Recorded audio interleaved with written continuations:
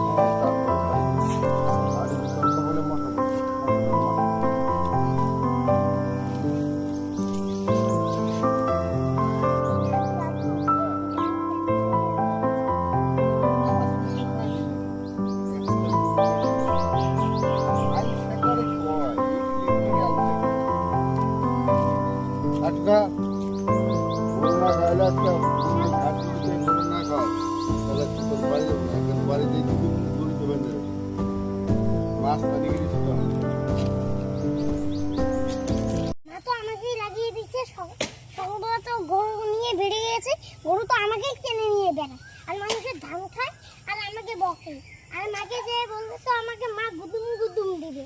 এখন কি করি? আমার খেতে ধান খাচ্ছিস কেন? খেয়েছিস কেন? ও অল্প খেয়েছে।